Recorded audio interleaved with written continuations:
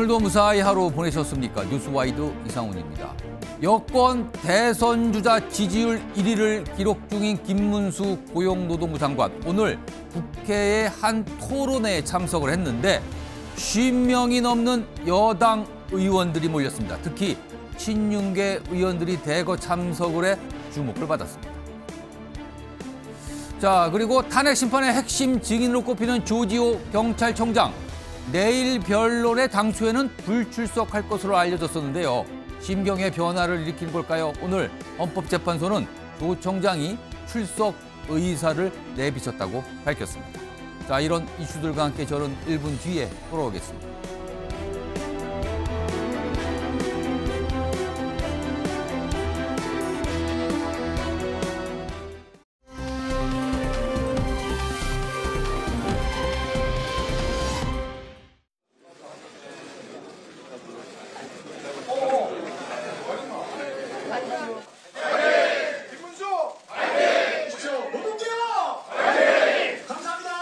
너무 많은 의원님들 함께해 주셔서 감사합니다.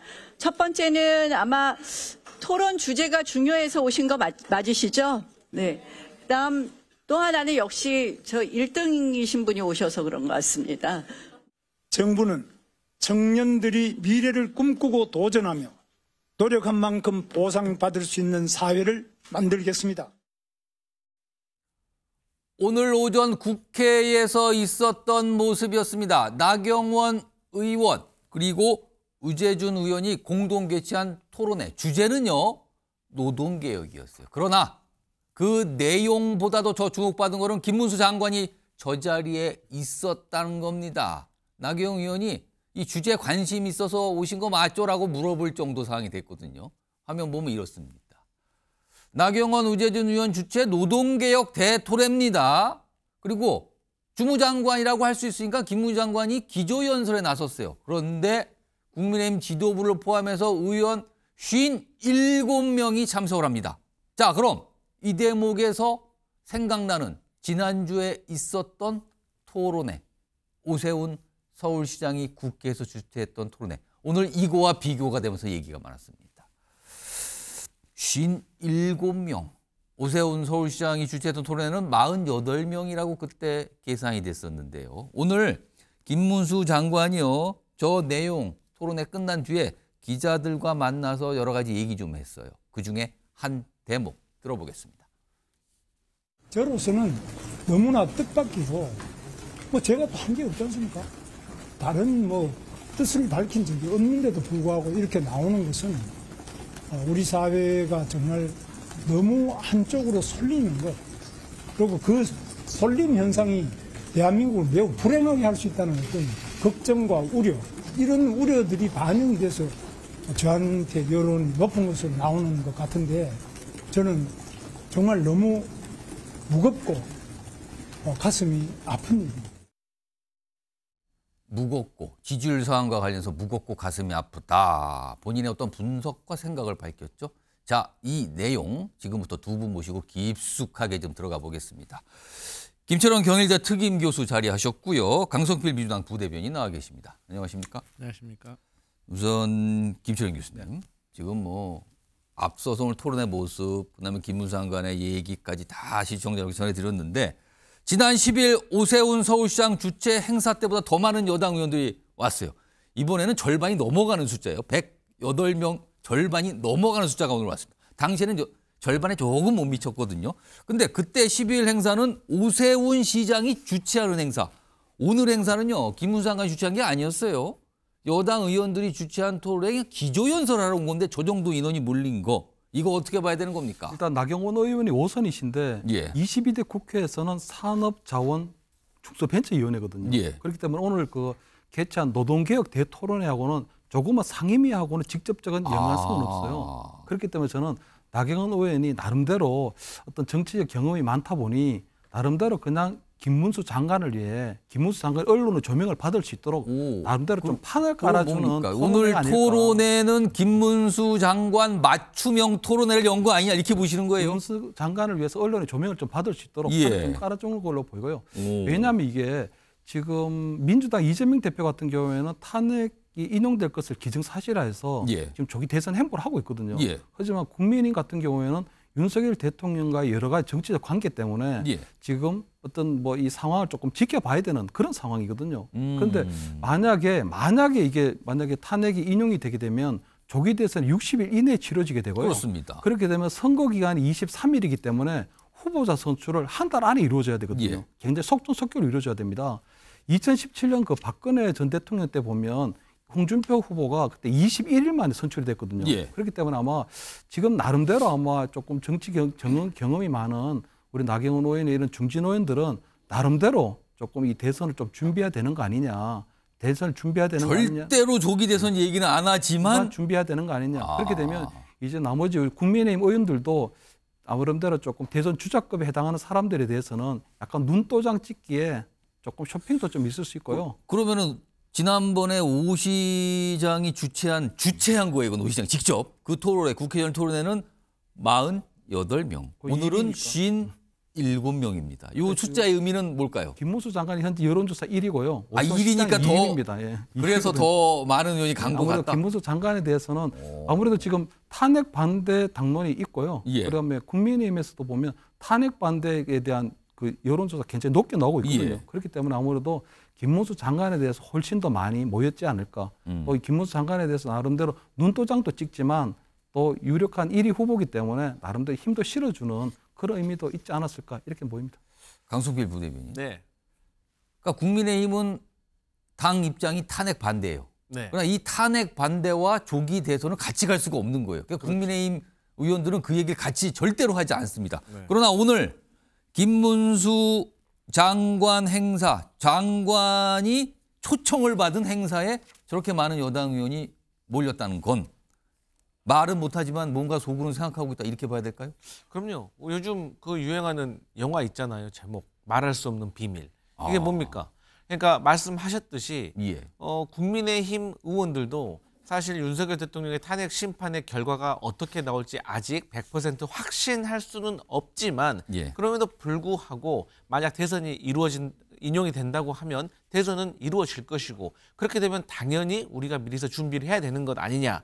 그리고 또 본인들의 정치 생명을 어떻게 연장해 나갈까라는 고민 끝에 어쨌든 대선 후보에게 우리가 속된 말로 줄을 선다고 해야 되는데 그런 차원에서 어쨌든 지금 여권에서 가장 그 지지를 많이 받고 있는 분이 김문수 장관 아니겠습니까? 그렇습니다. 그렇게 되면 숫자가 모든 걸 말해주는 거잖아요. 어쨌든 가장 객관적인 거기 때문에. 이게 그런 지지율 결과 나온 게 지금 꽤 됐어요. 기간이 지금. 맞습니다. 사실 최초에 이런 결과가 나왔을 때는 본인도 그렇고 예. 다른 분들도 그렇고 뭐 이러다 말겠지 예. 라는 어떤 막연한 생각이 있었는데 이게 윤석열 대통령의 지지율이 올라가고 또 이 강성 지지층을 통해 가지고 어떤 탄핵 반대 집회 열기가 더 후끈 달아오르면서 규모도 커지고 있기 때문에 이 지지율이 계속 가고 있는 거예요. 예. 앞서 우리 김철현 교수님께서 말씀하셨지만 어느 정도 격차가 많이 벌어지면은 이 단기전에서는 이게 상당히 엎어치기 어렵습니다. 예. 그렇기 때문에 김문수 후보 장관이 만약에 조기 대선에서 국민의힘의 대선 후보가 될 가능성이 지금은 현재는 높기 때문에 예. 어쨌든 와서 얼굴 도장을 찍으려고 하신 분들이 많을 것이다. 하지만 제가 얼마 전에 오세훈 서울시장이 지방분권 개헌 토론회를 했을 예. 때 46명인가 48이었습니다. 왔을 때 제가 그랬잖아요. 적게 왔다고 했지 않습니까? 적게 온 거다 그건. 제가 적게 왔다 그랬어요. 오. 왜?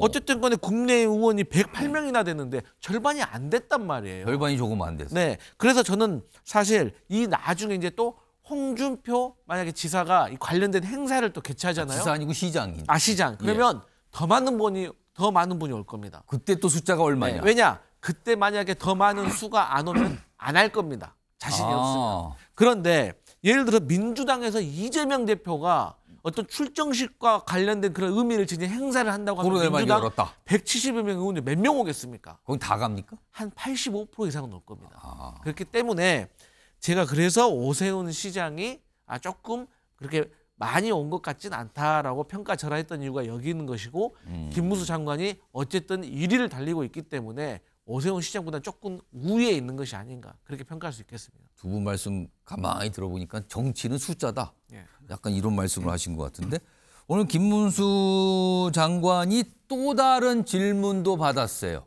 그리고 설명을 좀 하죠. 본인과 관련돼 있는 내용이었습니다. 들어보시죠. 저는 대한민국의 가장 밑바닥 재단 보조, 미싱 보조 공장에서 7년 이상 공장 생활을 하고 가장 어려운 지역이라는 우리 부천 소사에서 국회의원도 제가 3번 했고요. 경기도에서 제가 도지사도 2번 했고 사회 가장 밑바닥에서부터 가장 남들이 하고 싶어하는 자리까지 해봤는데 이 약자를 보살피는 것이 공직자의 첫 번째 직분이다. 이 점을 잊은 적이 한 번도 없고 저는 그렇게 살아왔다고 생각합니다.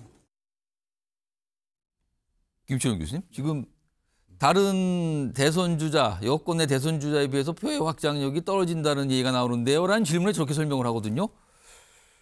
김문수 장관의 아주 구체적으로 중도표에 대한 호소력 또는 중도표 확장력, 이거 어떻게 판단하세요? 일단은 뭐 그거는 조금 나중에 따져봐야 되겠지만 아마 중도 확장성이 가장 높다는 분은 지금 오세훈 서울시장 정도로 지금 평가되고 있거든요. 예. 그렇기 때문에 아마 만약에 조기 대선이 치러진다면 당내 경선에서 나름대로 아마 오세훈 시장에 대한 견제구가 아닐까. 아, 지금 이게. 나름대로 이제 중도 확장성이 있다. 왜냐하면 지금 아무래도 너무 이제 탄핵 반대 여론을 등엽고 일단 1위를 하고 있기 때문에 나중에 본선에 갔을 때는 중도 확장성이 떨어진다는 평가가 계속 나오고 있거든요. 그래서 그런 부분에서는 아마 당내 경선에서 오세훈 시장만큼의 중도 확장성이 있다는 부분을 얘기하는 것 같고요. 그럼 오늘 저 발언은 상당히 좀 고심 끝에 준비를 미리 한 분위기가 느껴집니까? 그렇습니다. 그런데 이제 본인이 그동안 살아왔던 어떤 인생의 스토리를 얘기하고 있는데 예. 사실 김문수 장관 같은 경우는 경기도지사 2번 했거든요. 예. 어떻게 보면 경기도지사 시절에 그 리즈가 좀 있습니다. 리즈 시절이 좀 있고 그때 보면 경기도민들이 GTX라든가 여러 가지 어떤 경기도를 발전시킬 수 있는 사회 기반 시설들이 많이 만들어졌다. 예. 그런 것들에 대한 것들이 좀 맘카페에서도 많이 올라오고 있거든요. 그렇기 때문에 실질적으로 만약에 나서게 된다면 경기도지사 시절의 어떤 여러 가지 뭐 어떤 성과들 이런 것들이 또 재평가되면서 나름대로 아마 수도권에서의 어떤 중도 확장성에도 조금은 본인이 자신감을 갖고 있는 게 아닌가 이렇게 좀 보입니다. 경기도지사를 거쳤다. 그 부분을 좀 딱 짚어주셨는데 강성필 부대변인님께서 보시기에 김문수 장관의 중도표에 대한 호소력 또는 확장력은 어떻게 평가하십니까? 일단 기본적으로 만약에 김문수 고용노동부 장관이 예. 국민의힘의 대선 후보가 된다고 하면 예. 여러 가지 분야에서 어쨌든 인지도가 상승할 겁니다. 그렇게 된다고 하면 중도표도 사실 어느 정도 확장은 되겠지만 이게 민주당의 후보를 꺾을 만큼의 확장성이 있느냐에 대해서는 의문이 있는 거죠. 왜냐하면 사실 지금 김문수 장관이 혼자서 그냥 밖에 나가면 얼마나 사람들이 알아볼까요? 저는 알아보는 사람 별로 없을 거라고 생각합니다. 왜냐하면 김철현 교수님께서 말씀하셨지만 한때는 김문수 장관이 나름의 리즈 시절이 있었습니다. 예. 근데 너무 좀 세월이 흘렀어요. 이건 상당히 좀 고령이십니다. 그리고 두 번째로는 그나마 이분을 아시는 분들이 경기도지사 때 유명한 일화 있지 않습니까? 소방관한테 전화해서 나 도지사인데 간등 성명 요구하지 않습니까? 그 얘기를 또 아시는군요. 네. 예. 그때 제가 조금 젊었을 때인데 지금으로 따지면 2030이었는데 예. 그때 제가 너무 꼰대스럽다. 좀 그런 생각을 했었거든요. 예. 그리고 마지막으로 최근에는 알려진 게 뭐냐. 아니 일제시대에 우리 선조의 국적이 어디냐고 물어보는 이 야당 의원의 질문에 일본이죠. 라고 한 겁니다. 그런데 막상 또 취재를 해보니 김문수 장관의 조부의 어떤 국적을 보니까 울산으로 돼 있었다는 거 아니겠습니까? 그래서 이러한 것들이 울산이요? 국적이 울산? 네. 그럼 한국이라는 소리인가요? 네, 그렇죠. 일본이 아니라는 거죠. 예. 그러니까 쉽게 말해서 어쨌든 간에 이분이 어떤 그나마 인지도가 있는 내용 이 아이템 자체도 예. 그렇게 긍정적인 것을 또 어떤 그래도 홍준표 후보 같은 경우는 과거에 홍카콜라라고 해서 또 2030표가 있었는데 그런 면에 있어서 조금 부족하지 않나? 이런 평가를 해봅니다. 일단 오늘 국회에서 확실히 가장 큰 주목을 받은 인물은 김문수 장관이었어요. 그런데 오늘 같은 날이잖아요. 오늘 이분들도 목소리를 내셨는데 느낌 많은 분들이 하시기에 저도 있습니다. 약간 이런 분위기로 말한 거 아니냐는 평가를 좀 받았거든요. 2명의 인물이 얘기를 했습니다. 들어보시죠. 어떤 중요한 일이 생기면 계획대로만 흘러가지 않을 수 있지 않습니까? 그래서 원래 계획은 있지만 만약에 이 계획대로 흘러가지 않았을 때를 대비해서 항상 플랜 B를 준비합니다. 정당도 정치도 마찬가지입니다. 제가 지금 만약에 조기 대선이 열린다면 예. 대선 후보군 중에서 유일한 현역 의원입니다. 저는 뭐 선거 관련해서는 절대 상관해 본 적 없고요. 그래서 지금 나라가 위태롭기 때문에 국가를 지켜야 된다, 나라를 지켜야 된다, 그 심정만 말씀드리겠습니다. 예. 자, 이 두 분 관련된 얘기 좀 해보죠. 우선 강성필 부대변인, 안철수 의원. 네. 지금 조기 대선이 만약에 열리면 대선 후보군 중에 제가 유일한 현역 의원이다. 이 얘기를 굳이 오늘 꺼낸 얘기는 뭘까요? 그야말로 본인이 다른 대선 후보들과의 앞설 수 있는 게 그거라고 생각을 했나 보죠. 그러면 일단 저 대선에 관심 많거든요. 이걸 공식적으로 밝힌 거라고 봐야 됩니까? 네, 안철수 의원 같은 경우는 예전에도 그랬고 앞으로도 그럴 것입니다. 대선 출마하실 겁니다. 아, 계속이요? 네. 그리고 또 어쨌든 모르겠습니다. 제가 안철수 의원 마음속에 들어가 보진 않았지만 어쨌든 안철수 의원 입장에서는 본인이 그래도 출마를 하면 그래도 과거에서부터 지금까지 안철수 의원의 팬들이 좀 있기 때문에 또 중도층에 대한 본인의 소구력이 있기 때문에 어쨌든 뭐 최소 2, 3% 이상은 내가 나오지 않겠어?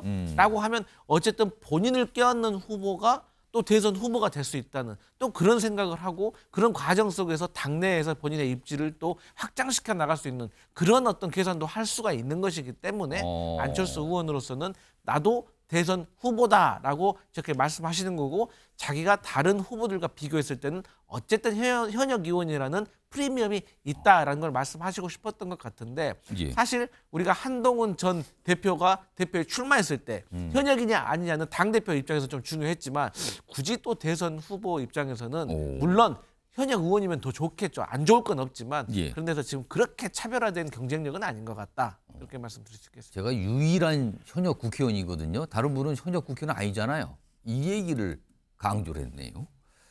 김철현 교수님. 네. 지금 여권에서 거론되는 인물 그리고 여론조사에 주로 등장하는 인물들 보면은 제가 쭉 이름만 좀 불러보겠습니다. 김문수, 오세훈, 한동훈, 홍준표 등등등 그리고 여권으로 간주가 되는 뭐 이준석 이 정도 주로 거론되는데 혹시 제가 지금 거론하지 않은 인물 중에 만약에 조기 대선이 열린다면 도전, 그러니까 출마를 할 거로 보이는 다른 인물은 누가 좀 있습니까? 일단 뭐 원희룡 전 장관도 이제 워밍업을 시작한 것 같고요. 예. 왜냐하면 그 원희룡 전 장관 같은 경우에도 꾸준히 아마 그 지난번에도 뭐 대선 후보 경선에 나왔고 또 윤석열 정부에 들어와서는 나름대로 국토교통부 장관을 맡아서 나름대로 선전을 했거든요. 다만 이제 지난 총선 때 약간의 정무적 오판으로 굳이 이재명 후보하고의 어떤 이 바로 본선전을 할 필요가 없었는데 그때 아마 그때 이재명 후보하고 아마 그 대결을 피하고 아마 다른 곳에서 했었다면 아마 지금 좀 더 나은 아마 정치 위상이 될 텐데 아마 원희룡 전 장관이 좀 예상이 되고요.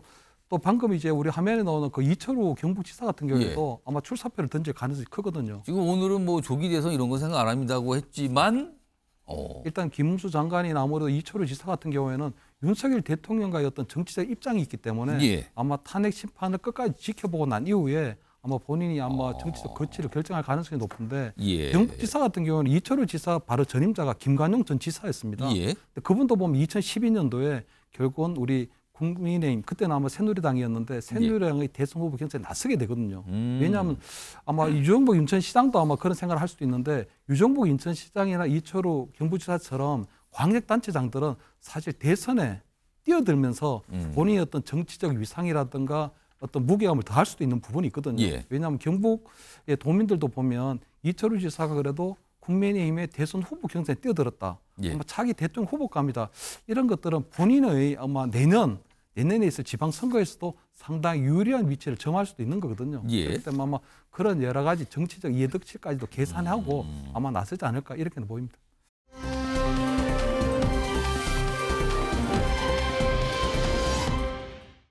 지금 날짜 잡혔죠? 등판 날짜입니다. 그러니까 책이 나오는 날짜 오는 26일. 그런데 바로 한동훈 전 국민의힘 대표잖아요. 그런데요, 이 책이요. 책 얘기로 참 많이 나오는데 책을 보시면은 그 날개 쪽 표지 쪽 날개에 보면은 이렇게 저자 이력 같은 게 싹 써 있잖아요. 그리고 출판사에도 그 저자 이력 소개하고 그러는데 저자 이력이 좀 눈길을 잡는 모습이 좀 있었어요. 정리 좀 해보겠습니다. 출판사 저자 소개글에 이렇게 보여. 잘 보세요. 뭔가 좀 빠졌어요. 그러니까 본인이 서울에서 태어났고 뭐 이런 거 얘기하고 그다음에 서울대 뭐 졸업했고 그다음에 사법시험 붙었고요. 그리고 뭐 공군 법무관으로 군대 마쳤고요. 그다음에 바로 국민의힘 비대위원장 당대표 이거 넘어가요. 그리고 법무장관도 했고요. 뭔가 빠졌죠. 검사 이력입니다. 무려 21년 재직을 했는데 검사 이력에 저자 소개에 안 들어가 있어요. 이 부분은요. 본인의 이력의 거의 대부분이 이거 아니었습니까? 근데 이걸 뺍니다. 이걸 놓고 여러 가지 얘기가 있어요. 강성필 부대변인. 굳이 21년의 검사 이력을 저자 소개 부분에 빠진 거 이거 어떻게 봐야 됩니까? 일종의 노이즈 마케팅인 것 같습니다. 노이즈요? 네. 그러니까 한동훈 전 대표로서는 어쨌든 다시 등장을 할 때 예. 지금 국민이 당원이 한동훈을 원해요 해서 지금 한동훈이 나오는 게 아니라 예. 본인의 의지에 의해서 지금 나오는 격이거든요. 그렇기 때문에 어쨌든 나올 때 일종의 이슈 그리고 노이즈 어떤 바이럴 마케팅을 위한 어떤 아이템이 필요했다고 저는 보는데 그게 저는 21년 검사 재직을 뺀 것이다. 그러니까 사실 한동훈 전 대표가 이거 뺀다고 해서 사람들이 모르는 거 아니지 않습니까? 그렇죠. 그럼에도 불구하고 그걸 뺐다는 것은 무엇을 의도할까라고 사람들이 궁금해하겠죠. 예. 그런데 사실 그게 저는 또 패착이라고 봅니다. 우리가 코끼리를 생각하지 마라고 하면 오히려 코끼리를 더 생각하는 것처럼. 아 지금 코끼리 생각하지 마세요. 검사라는 거 생각하지 마세요라고 네. 얘기를 했는데 그런데 그 이유가 그러면 검사를 왜 빼려고 했냐. 지금 윤석열 대통령의 상황이 어떻습니까? 초보 정치인 검찰 출신. 평생에 검사 말고는 뭐 약간의 변호사 생활을 하셨지만 다른 사회생활 경험을 별로 안 해보신 분. 마찬가지로 한동훈 전 대표도 검사 위에는 다른 직업을 가져본 적이 없을 겁니다. 그렇기 때문에 국민들이 지금 비상계엄으로 따른 이 나라가 혼란스러운 상황에서 또 초보 정치인 검찰 출신을 선택할까? 사실 어려운 선택입니다. 그렇기 때문에 한동훈 대표로서는 여기에 대해서 나름대로의 어떤 이걸 포장을 하려는 듯한 그런 의도에서 이걸 뺀 것 같지만 결국에는 오히려 21년간의 검찰 생활의 어떤 검찰의 이력이 저는 더 빛나버린 것이 아닌가. 오히려 뺐는데 그걸 더 사람들이 생각하는 거 아니야 이런 문성이신데 네, 그런 생각이 오늘 안철수 의원이 이 부분을 딱 짚은 것 같은데요. 그런 맥락의 얘기를 좀 꺼냈거든요. 들어보시죠. 계속 정치를 하실 생각이라면 예. 좀 더 긴 호흡으로 계획을 세우면 좋겠다고 그렇게 생각해서 드린 말씀입니다. 전직 대통령과 비슷한 분을 연이어서 같이 선출하지는 않았지 않습니까? 예. 연이어서 같은 검사 출신의 대통령을 다음 대통령으로 선택하기는 어려우니까. 김철영 교수님은 안철수 의원의 저 얘기 어떻게 들으셨어요? 나름대로 조금 타당하고 일리 있는 지적이라고 보입니다. 왜냐하면 조기 대선을 치르게 된다는 건 결국 윤석열 어떤 대통령의 실패로 보여줄 수 있는 부분이 있거든요. 아무래도 윤석열 대통령 그러면 가장 큰 비호감으로 남게 되는 게 결국은 검사 대통령이라는 이미지일 거거든요. 그렇기 때문에 아마 그런 검사 이미지라고 하는 게 예. 그런 한동훈 전 대표하고는 상당 부분이 겹칠 수밖에 없는 부분이거든요. 예. 그렇기 때문에 아마 그 지금 이번에 출간하는 신간에 보면 본인이 어떤 검사로서의 경력은 뺐는데 그걸 빼도 그렇게 되면 이제 서울법대, 그다음에 사법시험, 법무관, 법무부 장관 어차피 검사 경력, 검사로서의 활동 경력은 빠지지만 여전히 그냥 계속적으로 법조인이라는 그 경력은 그대로 남게 되거든요. 그래서 저는 아마 지금 한동훈 전 대표 같은 경우는 이제 다시 이제 정치 재개를 선언하면서 검사 이미지를 최대한 없애려고 하지만 저는 이거는 조금 잘못된 정무적 판단이라고 보는 게요. 예. 지난 총선 때 보면 한동훈 그때 위원장이 내세웠던 게 2조 심판이었습니다. 2조 심판. 이재명 조국에 대한 심판이었는데 여전히 지금 이재명 대표가 국민적 비호감으로 남아있는 부분은 이재명 대표에게 드려진 어떤 범죄자라는 그런 이미지가 있는 거거든요. 예. 그렇기 때문에 저는 아마 한동훈 전 대표가 이번 조기 대선에 나서게 된다면 예. 저는 두 번째 시즌2 그러니까 2조 심판이라는 그 시즌2로 들고 나와야 예. 그나마 이재명 후보하고 맞서는 어떤 검투사 역할 또는 라이벌 역할로 가는 것이지 저 경력을 빼버린다. 그러면 저는 한동훈 대표에게 남는 게 아무것도 없다고 보이거든요. 예. 그렇기 때문에 저는 아마 지금 안철수 그 의원이 얘기하는 것처럼 나름대로 좀 긴 호흡으로 가든지 예. 아니면 이번에 조기 대선에 나서게 된다면 나름대로 2조 심판 시즌2로 검투사 검사로서의 어떤 이미지로 가야 그나마 나름대로 좀 뭐 가능성이 좀 있지 않을까 이렇게는 보입니다. 김철영 교수께 제가 추가로 질문 드리면 21년 검사 이력은 빠졌어요. 저자 소개에서. 그런데 눈길을 잡는 다른 내용이 있어요. 뭐냐면 본인의 이제 출생, 뭐 몇 년도 서울에서 태어났다 하고 충북 청주에서 자랐다고 강조를 합니다. 저자 소개. 본인이 어디서 자랐다라는 게 저자 소개에 자주 들어가는 내용인지 모르겠지만 굳이 충북 청주 구체적으로 어느 동에서 자랐습니다라고 써였어요. 그리고 동시에 본인의 군복무에 대해서 굉장히 자세하게 써요. 뭐냐면 공군 법무관으로 입대를 했고 36개월간 강릉의 전투비행단에서 복무를 하고 대위를 전역했다. 군복무를 상당히 자세하게 씁니다. 본인이 자란 충청도를 강조하고 군복무를 상세히 적은 거 이거 어떻게 봐야 되는 겁니까? 일단 아무래도 충청도 그러면 나름대로 좀 스윙보트 지역이기 예. 때문에 나름대로 아마 본인이 충청도 출신이라는 점을 좀 강조하는 것이 예. 아무래도 아마 본인이 조금 뭐 선거에 나가게 된다면 좀 유리하게 생각하는 부분이 있는 것 같고요. 아마 군필 이 부분은 굉장히 중요한 게 예. 윤석열 현직 대통령의 미필자거든요. 아 그럼 거기다가- 그런 걸 또 의식한 거 아니냐 또. 그렇기 때문에 나름대로 윤석열 대통령과의 어떤 차별화 이런 부분도 있고요. 검사 이력은 빼고 군복무는 굉장히 상세히 적고. 그러니까 그거는 이제 완전 윤석열 대통령과 어떤 차별화하는 부분이 있고 이재명 후보 같은 경우도 이재명 의원 같은 경우도 마찬가지로 미필자거든요. 그건 역시 또 생각한 거 아니냐 그렇습니다. 지금. 나름대로 아마 본선에 나서게 된다면 결국 민주당의 후보는 가장 강력한 후보는 이재명 후보일 가능성이 높기 때문에 예. 이재명 후보조차도 어쨌든 미필자이기 때문에 본인은 대한민국의 남자로서 가야 될 때 이거 좀 청년 세대를 살짝 또 의식한 겁니까? 그렇죠. 그러면? 아무래도 요새는 보니까 우리 MZ 세대들도 보면 본인 자원해서 예. 또 지원해서 아, 또 뭐 그 특수부대도 요새 가고 젊은 세대 이 해병대도 가고 군복무 부분 하기 굉장히 민감하게 그렇습니다. 반응하거든요. 그렇기 때문에 아마 그런 부분들도 나름대로 조금 이 차별화를 좀 한 게 아닌가 이렇게는 보입니다. 아, 어떤 거는 뺐다. 그리고 어떤 거는 강조를 한다. 뭔가 다 이유가 있을 것 같아요. 저자 소개긴 하지만요. 책 내용의 목차 좀 간략히 볼까요? 내용, 그 책의 내용을 짐작할 수 있죠? 목차를 보면요. 요거는 강성필 부대변인 좀 봐주세요. 제가 좀 소개해 드릴게요. 네. 뭐 두 파트라 그래요. 한동훈의 선택, 한동훈의 생각인데 선택에는 비상계엄 반대, 윤 탄핵안 통과, 계엄 해제 의결, 뭐 그다음에 질서 있는 조기 퇴진 시도, 당대표 사퇴, 그리고 정치를 하는 이유, 공제서 사명 이런 건데 특히 선택 부분, 비상계엄 반대, 질서 있는 조기 퇴진, 본인의 지금까지 행보 주장을 다 놓은 건데 이거 어떻게 보십니까 내용?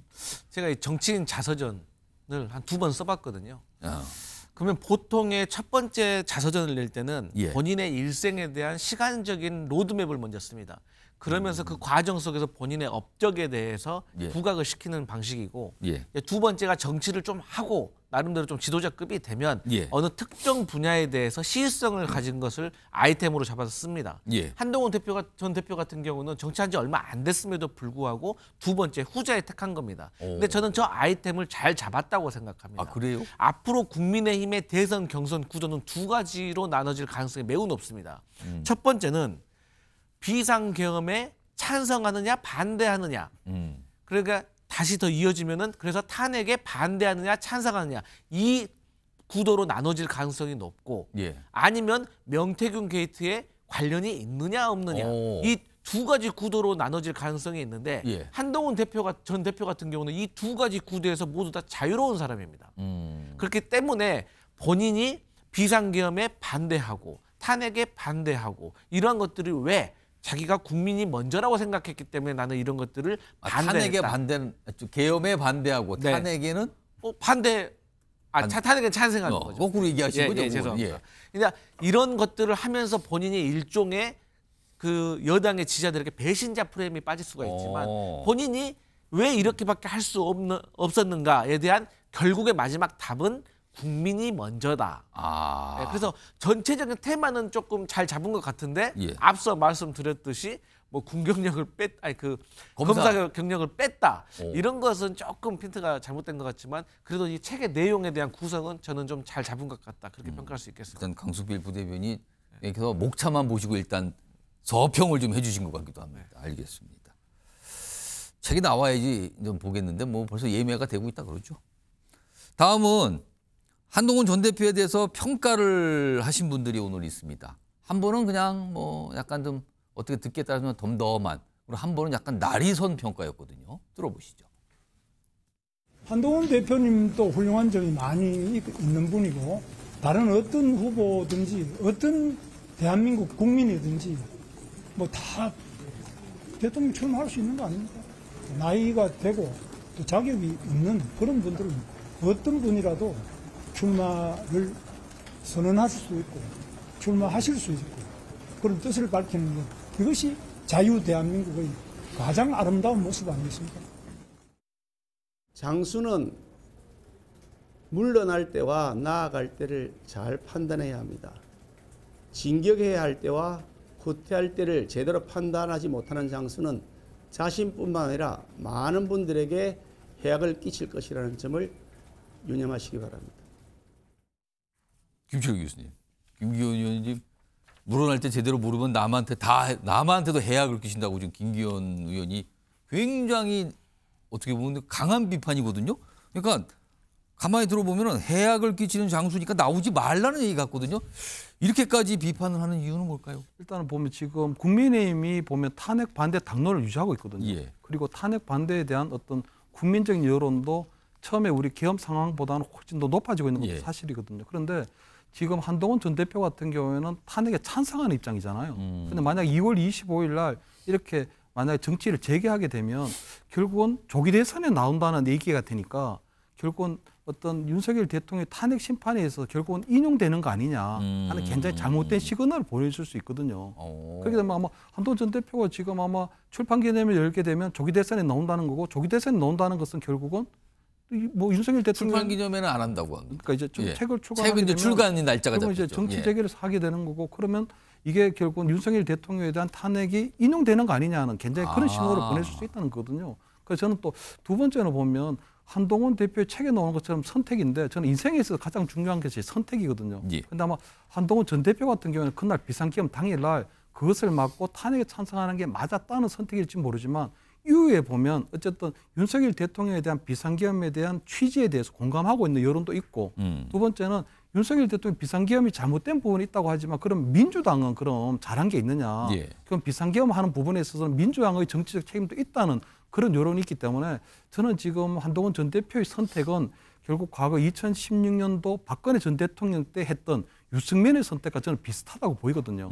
그래서 결국은 지금 정치 재개를 해봤자 저는 국민의힘 안에서 어떤 전폭적인 지지를 동일 얻어내기는 힘들 것이다. 그렇다면 지금 한동훈 전 대표 선택이 옳았느냐? 예. 그러면 그때 비상계엄이라든가 탄핵 찬성할 때의 선택은 맞지만 지금 정치를 재개하고 조기 대선에 나가는 선택은 한 번쯤은 더 재고해 보라는 그런 김기현 전 대표, 김기현 의원의 저는 약간의 고언이 있다고는 보이거든요.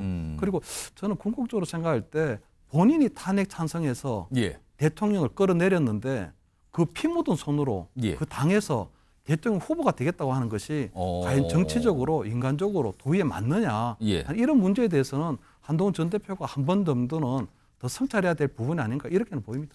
근데 지금 26일로 사실 이 복귀 재개 날짜가 잡혔거든요. 그러면은 그날 이후로 등판이 되고 활동을 하고 여러 가지 목소리를 낼 거 아닙니까? 그러면은 여당 내가 한동훈 전 대표를 바라보는 시각으로 쫙 갈린다고 그 약간 내용처럼 비춰진다고 근데 보십니까? 지금은 보면 2016년도 박근혜 전 대통령 탄핵 때는 예. 유승민 전 의원이 그때 탈당하면서 보수가 분열이 됐고요. 지금은 그때의 어떤 사례를 기감 삼아가지고 지금은 뭉쳐 있는 상황이거든요. 그렇게 저는 아마 한동훈 전 대표가 대표직에서 물러날 때 이번에 예. 계엄이 뭐 이제 탄핵이 통과되고 난 다음에 물러날 때 본인 전국을 한번 유행 다니겠다고 했거든요. 예. 근데 저는 이번에 아마 책을 출간하고 난 다음에 정치 활동을 할 때 맨 먼저 영남부터 가봐라. 영남. 지난번에 62.8% 정도의 압도적인 지지로 대표로 당선시켜줬던 그 TK 지역부터 한번 가봐라. 저는 묻고 싶은 게요. 그 TK 지역이 가장 지금 탄핵 반대 여론이 높거든요. 예. 거기 갔을 때 아마 저는 어떤 형태로 탄핵 찬성 얘기를 하면 한동훈 전 대표가 저는 계란 세례를 맞을 수 있다고 보이거든요. 아, 예를 들어서 대구 같은 곳을 가서 뭐 예를 들어서 마이크를 잡을 기회가 있어서 탄핵 찬성했다는 그 선택을 얘기를 하게 되면 하는 순간에 굉장히 거센 반발. 그렇죠. 저는 뭐 계란 세례 같은 그런 것도 받을 수 있다고 보여요. 지난번에 보면 동대구역 광장에서 10만 인파가 모여서 탄핵 반대를 외쳤습니다. 예. 그 지역에 가서 과연 본인이 정치 재개하겠다, 탄핵 찬성했던 내 선택이 옳았다는 그 얘기를 할 수 있다면 저는 한동훈 전 대표 정치를 할 수 있죠. 근데 저는 그 TK가 아니고 충청도라든가 다른 수도권에 맹맹 돌 것 같으면 저는 정치를 재개할 이유가 전혀 없다. TK 지역을 가봐라. 1순으로 대구 지역을 방문해서 과연 본인이 당대표 전당대회 때 나왔을 때처럼 지지가 있느냐. 예. 그 민심을 한번 확인하면 저는 본인이 조기 대선에 나설지 알지 정치를 어떻게 해야 될지 한번 곰곰이 본인을 되돌아보는 기회가 되지 않을까 이런 게 보입니다. 그러네요. 한동훈 전 대표가 오는 26일 책 출간, 28일 책 출간과 함께 뭔가 정치활동 재개했을 때 과연 어느 지역을 또 방문할 것인가, 누구를 만날 것인가, 무슨 얘기할 것인가, 특히 어느 지역을 갈 것인가, 이거 역시 관심사가 되겠네요. 강성필 부대변인. 네. 지금 한동훈 전 대표 복귀는 날짜가 잡혀서 가고 있는데 네. 한동훈 전 대표의 이 모습을 바라보는 또는 들었을 수도 있어요. 윤석열 대통령 어떻게 좀 바라보고 어떤 생각을 하고 있을까요? 제가 윤석열 대통령이라고 하면 예. 상당히 불쾌할 것 같습니다. 왜냐하면 어쨌든 간에 예. 본인이 비상계엄을 선포를 했을 때 한동훈 전 대표가 어쨌든 국민의힘 의원들과 함께 예. 어쨌든 비상계엄 해제하는데 동조를 한 거 아니겠습니까? 그렇습니다. 그러니까 어떻게 보면 한동훈을 발탁해가지고 그래서 법무부 장관까지 시켰고 예. 국민의힘의 대표격인 비상대책위원장까지 어떻게 보면 윤석열 대통령이 시켜줬다고 볼 수도 있는 것인데 그런 것을 본인이 봤을 때는 은혜를 어떻게 보면 반대로 갚았다라고 약간 생각합니다. 배신, 약간 이런 걸 그렇죠. 생각하고 있을 예. 것 같습니까? 그리고 또 이제 어쨌든 간에 김건희 여사와의 어떤 문자 어떤 트러블 같은 걸 봤을 때 윤석열 대통령으로서는 한동훈 대표에게 좋은 감정을 갖지 못할 겁니다. 그 증거가 12월 4일 날 윤석열 대통령에게 한동훈 대표가 항의하잖아요. 저 체포하려고 했습니까? 그러니까 뭐 포고령을 어겼나 보지 뭐. 사실 감정이 좋았다고 하면 그렇게 말하지 않았을 거거든요. 예. 그런데 저는 그렇습니다. 한동훈 대표가 최초에는 최근에 정치를 재개하는 것에 대해서 저는 국민과 당원이 안 불렀는데 스스로 자의적으로 나온 것이 상당히 부정적이었는데 요즘 들어 또 생각을 해보니까 그래 본인이 지금 본인의 지지자를 결집시키지 않잖아요. 예. 그러면 한동훈 전 대표는 배신자로서 앞으로 정치를 못할 수가 있습니다. 그럴 때는 본인의 지지자들을 결집시켜가지고 이 배신자 프레임을 돌파해 나가고 또 대선 경선에서 후보가 못 된다고 하더라도 예. 어쨌든 국민의힘도 비상계엄에 잘못됐다. 그리고 탄핵도 인용돼야 된다. 이런 바른 목소리를 내는 사람들이 있었다라는 흔적을 본인이 남겨놓는다면 지금 당장에는 본인의 정치적인 행보가 패배일지 몰라도 예. 또 시간이 또 흘렀을 때는 이게 승리로 다가올 수 있는 또 다른 구도가 열릴 수 있기 때문에 그러한 의미도 있지 않겠나라는 또 평가도 해봅니다. 알겠습니다. 지금 여권의 이제 대선 주자급 정치인으로 꼽히는 분들에 대해서 좀 한 명씩 아주 깊게 좀 다뤄봤고요.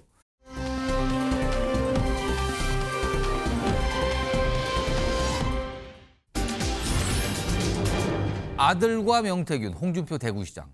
여기서 아들은 홍준표 대구시장의 아들과 명태균 씨예요, 지금요. 오늘 국회에서도 명태균 씨와 관련된 어떤 한 가지 상황이 좀 있었습니다. 모습 좀 확인해 보죠.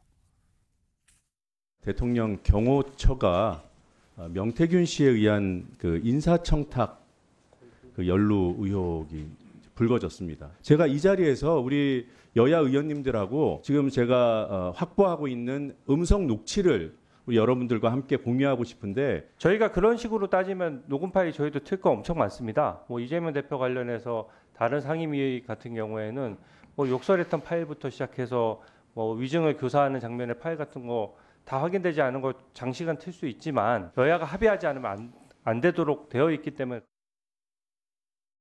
자, 이런 상황에서요. 홍준표 시장의 아들과 명태균 씨가 뭐 과거에 문자를 좀 주고받았다 이런 내용이 이제 알려졌죠. 화면으로 좀 소개해드리겠습니다.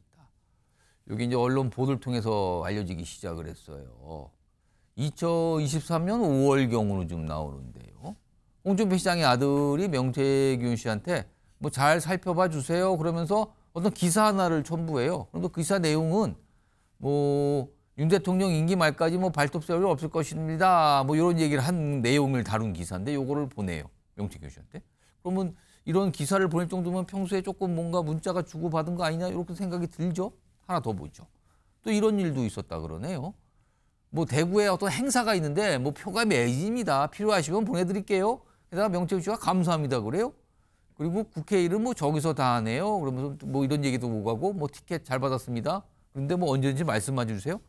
이런 내용들의 문자들이 뭐 왔다 갔다 했다는 거예요. 이게 좀 알려줬거든요. 요거에 대해서 홍준표 시장이 해명을 좀 내놓죠. 여러 내용인데 우선 첫 번째 해명은 이거였어요. 내 아들 명태균에게 2번 문자 보낸 거는 아들과 명태균 밑에서 정치하던 최모 씨가 고교 동창. 그를 통해서 명 씨의 일방적 주장 사실로 믿고 감사 문자 보낸 것이다. 뭐 이런 해명이 나왔어요. 강성필 부대변인, 이거 무슨 상황으로 봐야 되는 겁니까?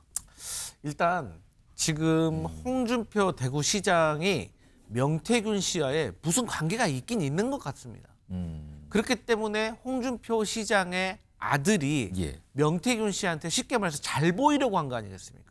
뭔가 티켓도 좀 드릴까요?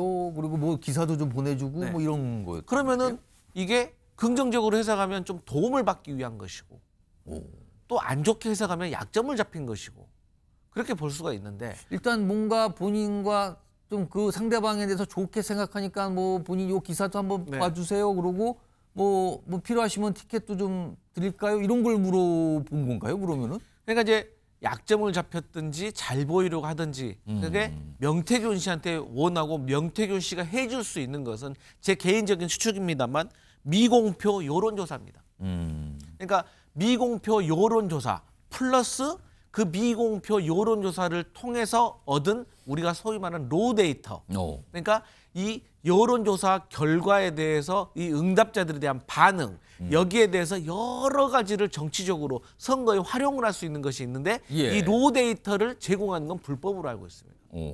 하지만 이 불법적인 일이 있었냐 없었느냐에 대한 것이 저는 홍준표 대구시장과 명태균 씨 사이에 어떤 불법적인 일이 있었는지 없었는지를 판가름하는 중요한 기준이 될 건데 어쨌든 이것은 아직은 의혹일 뿐인 겁니다. 뭐 홍준표 시장의 아들이 뭐 명태균한테 잘 보였다는 것이 뭐 죄는 아니잖아요. 예. 불법은 아니잖아요. 하지만 우리가 왜 잘 보이려고 했는지 혹은 약점은 잡힌 것이 아닌지라는 것을 말할 수밖에 없고 또 이 명태균 씨와 최 씨라는 다른 분이 있고 이 또 최 씨와 홍준표 대구시장의 아들과의 또 어떤 깊은 관계 그러니까 이 둘 사이에 홍준표와 명태균 사이에 대리인들격이 또 어떤 거리가 있었는지를 이게 밝혀내야 된다.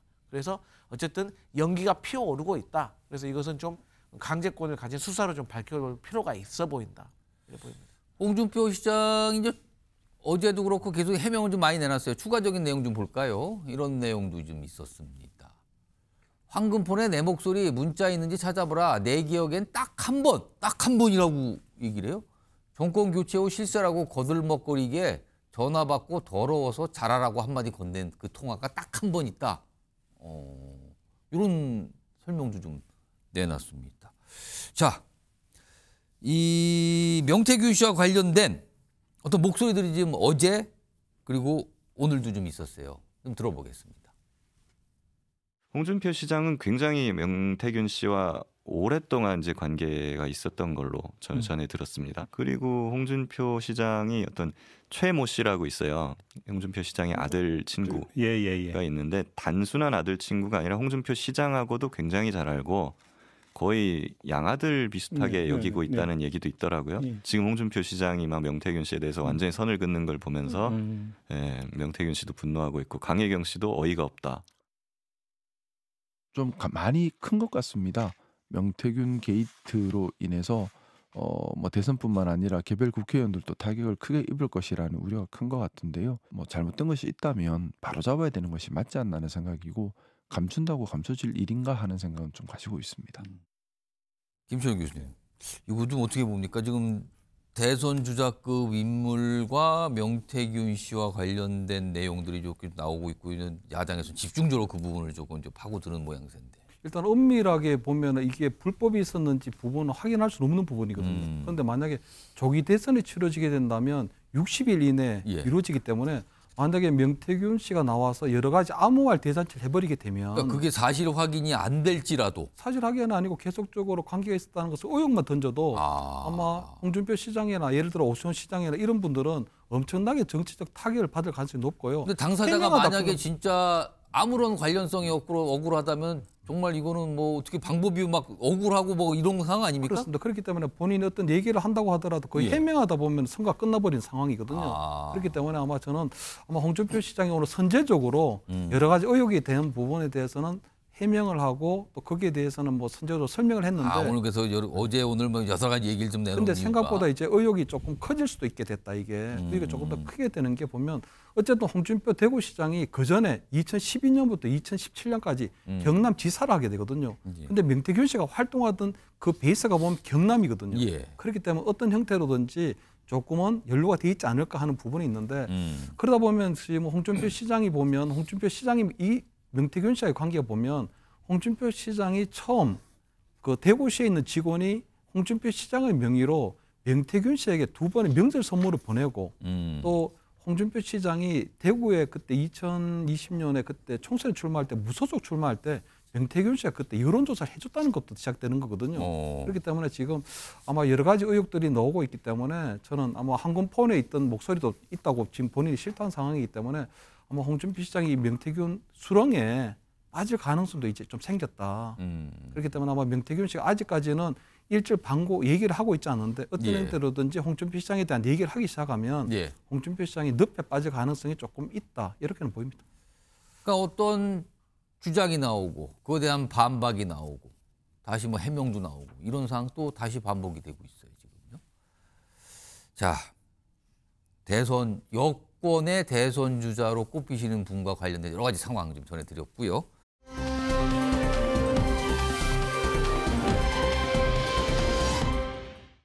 저는 앞으로 대한민국은 민주당이 중도 보수 정권으로 오른쪽을 맡아야 됩니다.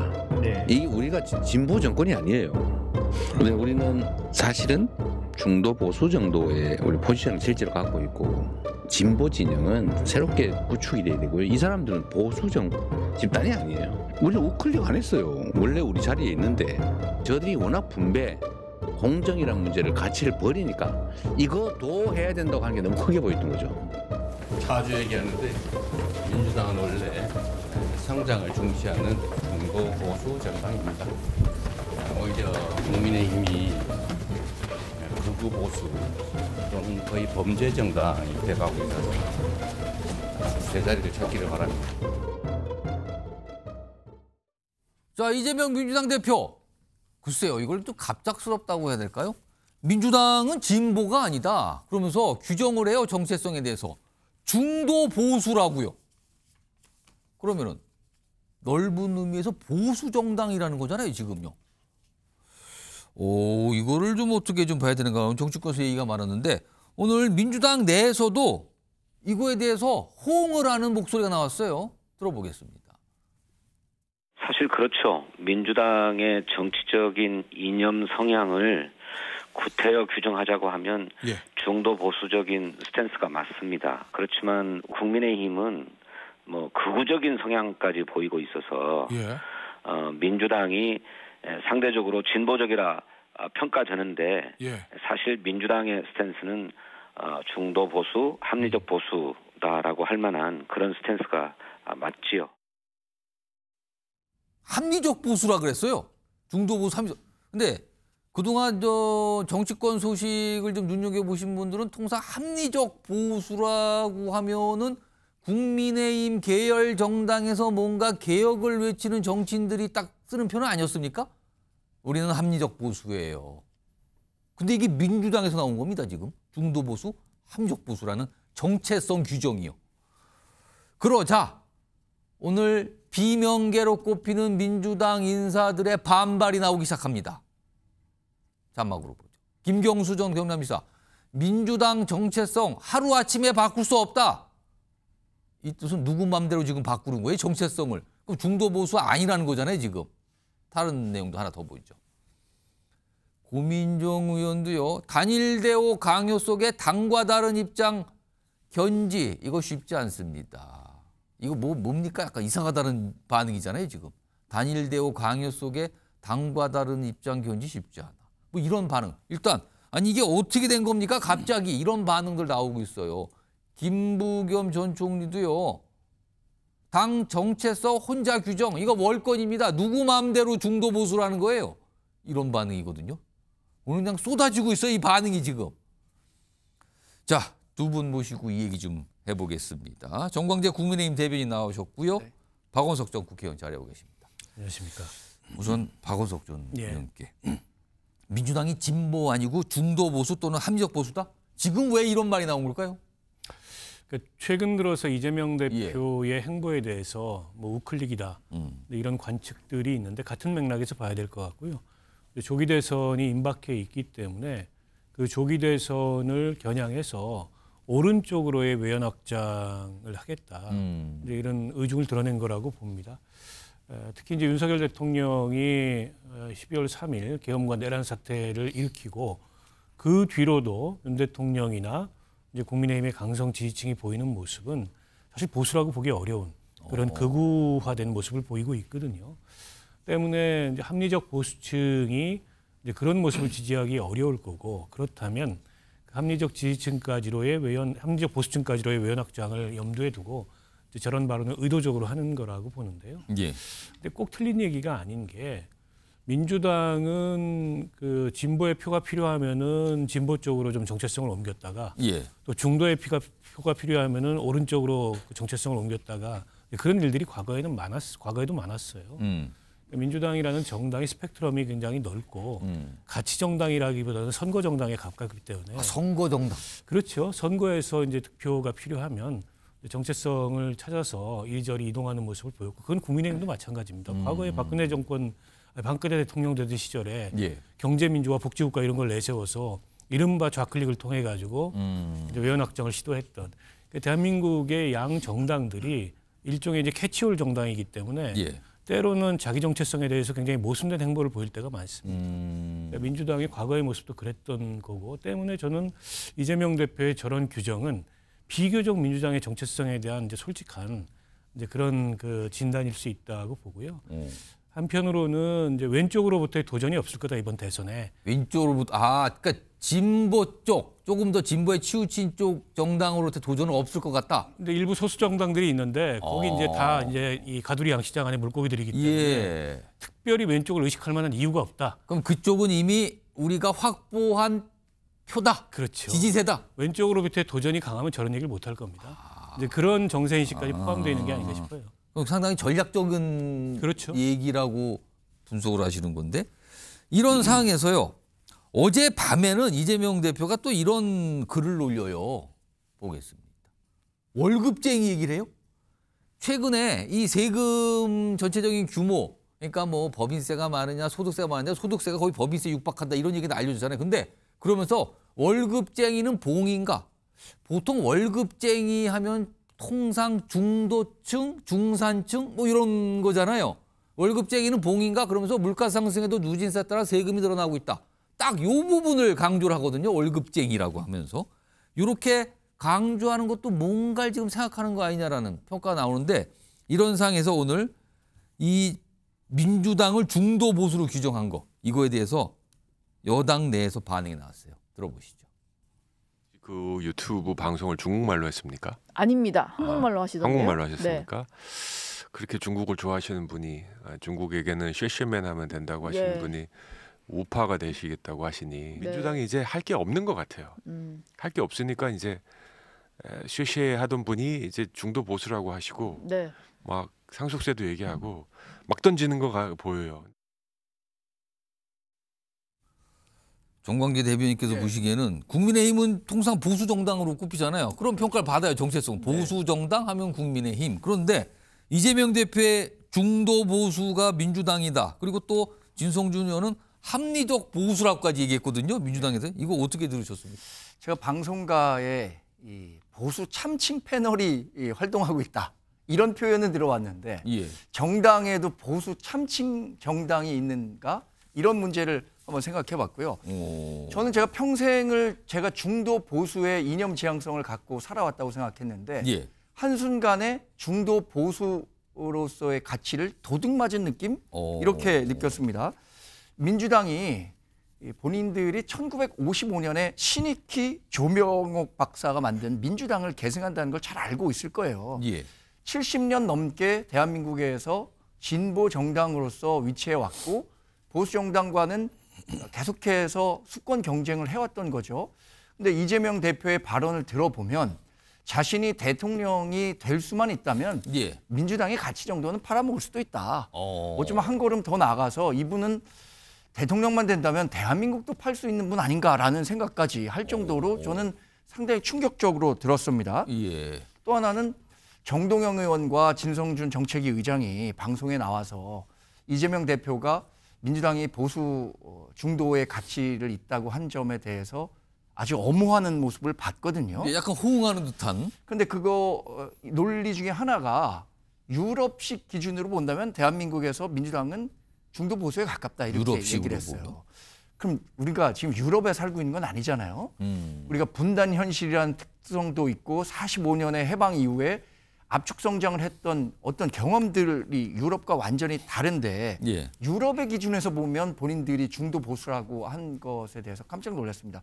그래서 혹시 민주당은 보수라는 가치가 내심 부러웠던 거 아닌가? 그렇게 자신 있다면 저는 다음 대선 때 이재명 대표가 포스터에 중도 보수 대통령 후보라고 예. 그렇게 한 다음에 우리 당과 함께 평가를 받아보시면 좋겠다는 생각까지 했습니다. 자, 두 분 이렇게 한 1분씩만 드릴게요. 똑같은 질문인데 사실 이재명 대표가 1월에 있던 신년 기자회견에서부터 사실은 우클릭 발언과 행보가 있었어요. 그때 흥묘백묘론, 그 이후에 52시간 근무 관련된 거, 상속세 관련된 거, 또 월급쟁이 관련된 발언까지 쭉 보면 약간 우클릭으로 다 평가받거든요. 그런데 이재명 대표의 어떤 지지율이나 민주당의 지지율은 딱히 움직임이 없어요. 약간 좀 어떤 벽에 좀 막혀 있다는 평가까지 받고 있거든요. 이렇게 우클릭하면서 뭔가 확장하는 듯한 모습을 보이는데 막혀 있다는 평가도 나오는데 이거 왜 그런다고 보십니까? 우선 정광훈 대변인은 왜 그런다고 보십니까?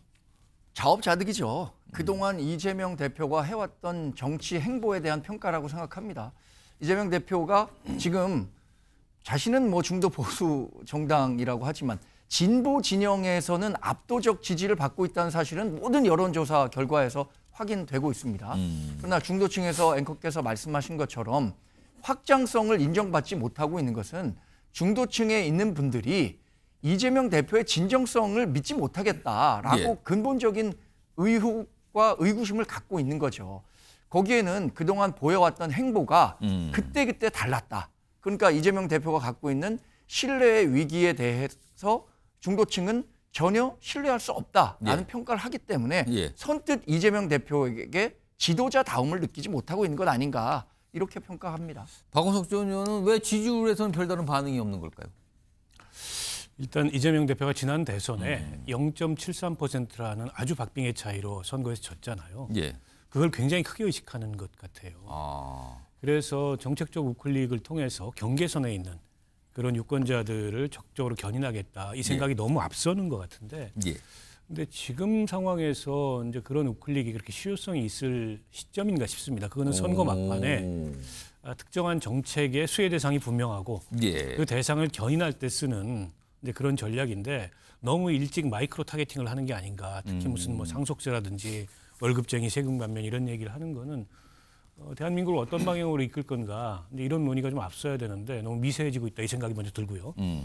그렇다 보니까는 이재명 대표가 직면해 있는 위기의 본질하고 그에 대한 이재명 대표 처방이 잘 안 맞습니다. 그러니까 앞서 이제 신뢰 위기도 했고 사법 리스크 이런 게 어떻게 보면 이재명 대표에 대해 소외적 시선을 갖는 가장 큰 이유고 또 민주당에 대해서도 과거 문재인 정부 때 그러면 그렇게 많은 그 의석과 권한을 국민들이 줬는데 제대로 한 게 뭐 있냐. 그에 대한 제대로 된 성찰이 있는 거냐. 이런 비판이 있는데 그런 얘기는 하지 않고 정책의 우클릭으로 이제 그런 문제 제기에 답을 하려다 보니까 약간 저는 오답을 쓰고 있다라는 생각이 들어요. 오히려 이 탄핵 이 내란 탄핵 국면 이후에 민주당이 전국의 주도권을 가질 수밖에 없는 건 자명한데 너무 거칠지 않느냐. 어떻게 보면 통합 포용 이런 것과는 너무 거리가 있지 않느냐. 당 안팎으로. 이런 문제 제기에 이재명 대표가 더 신경을 쓰고 그에 대해서 정치적으로 반응하는 게 지금 정책의 우클릭보다 더 중요한 걸 텐데 마음이 좀 급하다 제가 보기엔 이런 생각이 듭니다. 두 분과 함께 이재명 대표의 민주당은 진보 아니고요. 중도 보수거든요. 이거에 대한 의미, 배경이 무엇일까 좀 분석해봤고요.